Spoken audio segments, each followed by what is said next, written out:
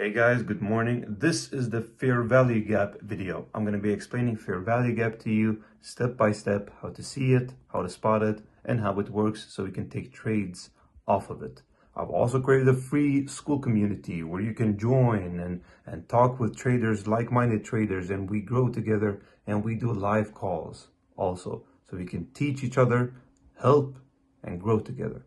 Hope to see you in the free school community and have an amazing day.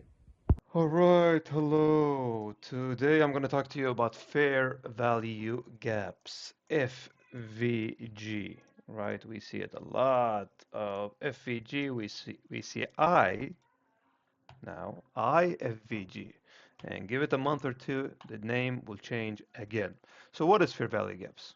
What is fair value gaps and why do we need to use fair value gaps? And this is my promise to you. At the end of this video, know what fair value gaps are and how they can be used and how we can use them to enter our trades. So fair value gaps is when price moves from one, let me draw it out instead, like 1 to 12, 12 to 13, and 13 to 15. And it creates a fair value gap. There are many people going into the market at the same time. And what does the market wants to do? It creates a gap like this here. Fair value gap is what the market wants to do, wants to go back down, reverse back down, and take out the gap that has been created and reverse back up. All right. And IFVG is the opposite. So we can find a lot of fair value gaps in the market on a daily basis. So a fair value gap is a three market structure. A three market structure, and just to be clear, the market doesn't like empty spaces. Empty spaces like these, and this is a fair value gap. So what does the market want to do?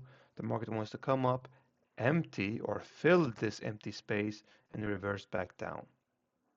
All right.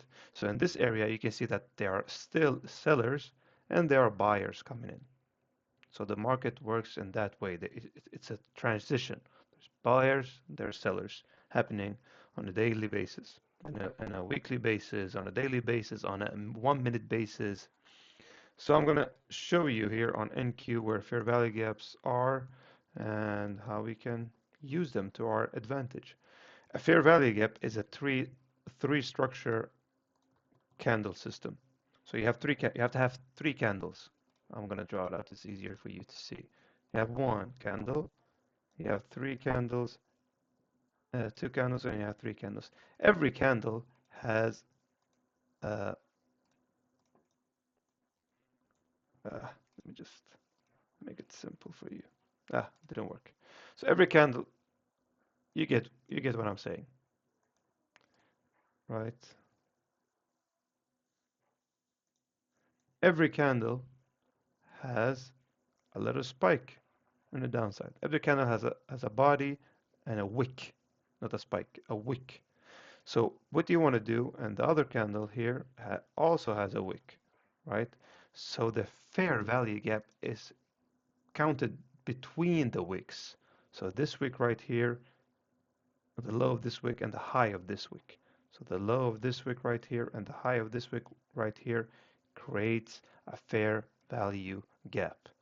And let me show you how it works in the market. Let me show you. See, there's a high right here. There's a high right here. And what did we say highs are? Highs are liquidities. This is liquidity being swept. This is liquidity being swept. So what do we do if we drop down to the lower time frame and we go to the liquidities? This is what the market wants to do. It wants to come up, take out liquidity, and we want to see that area where where there's a fair value gap. Where is the fair value gap? Right here in this area. This is the fair value gap. Let me just fix my screen. This is the fair value gap right here. Why? Because there's one, two, three candles, and it created a gap between the candles. And what does the market want to do? The market wants to go inside, go up, continue up, fill out the gap, and then continue down, or the opposite direction, right? So what does the market do right here? It went up, it filled the gap, and it continued down. So in the opposite direction, the same thing happens. There's liquidity right here. What did the market do? The market went down. And where's the fair value gap right here? We want to have a fair value gap shown to us on the upside, on the bullish trend. So the market went down, went up, and this is where most people enter. They enter right here. Oh, let's go. Let's not miss the market. Okay, and they got a 19 pip stop loss, and they put their stop loss like right here. But they could have just waited because there's a fair value gap right here. And this is what the market wants to do. It gives you an indicator that it's about to go up, but it still has a fair value gap to take out some of the buyers. That's scalping retail traders. They take out the buyers, and then it continues up. So what do? We take a trade from this 50% mark of the fair value gap. That's why I've marked out the middle part of the candle. Right? Let's give you another example right here.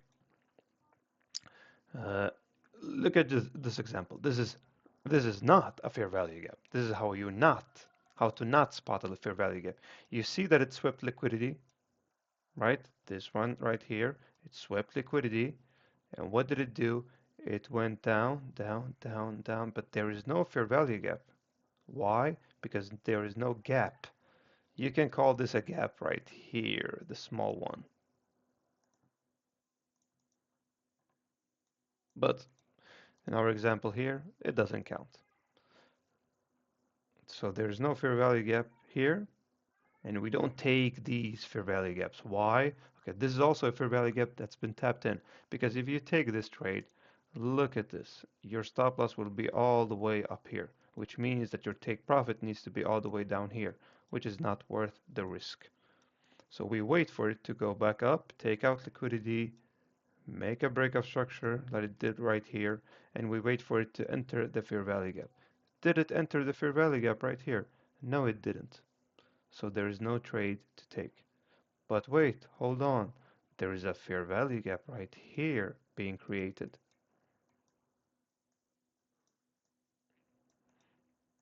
So what did the market do? The market went up, it swiped liquidity, it did a break of structure to the downside, it created a fair value gap, it didn't enter from this fair value gap, it created another fair value gap right here, and it spiked into it. So we take the trade from this 50% mark, and usually when it looks like this, I usually take my stop loss right here. Why?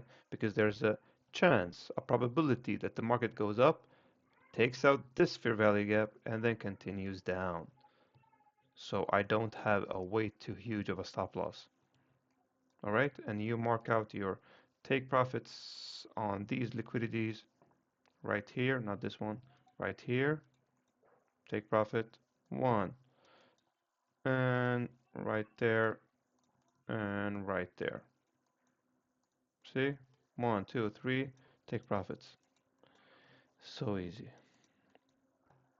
It feels like I've been repeating myself all the time, but I see where you come from. In the beginning, it's hard to see these patterns. In the beginning, it's hard to see this pattern, but you will learn it and it will become just second nature to you because you've been doing it so long.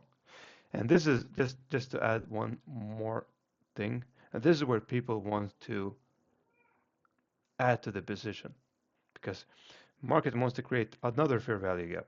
See? Taps into the fair value gap, it respects it again because you've already entered here.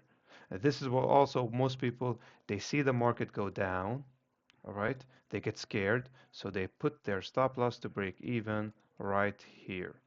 They put their stop loss to break even right here because they don't want to lose money. But the market going up here has nothing to do with you. The market is going to do what the market wants to do. So if you put your stop loss or not right here, it doesn't matter. So what do most people do? What do I do sometimes, not always, when it goes back up because I've already entered, right? If I enter with 1% right here, if I enter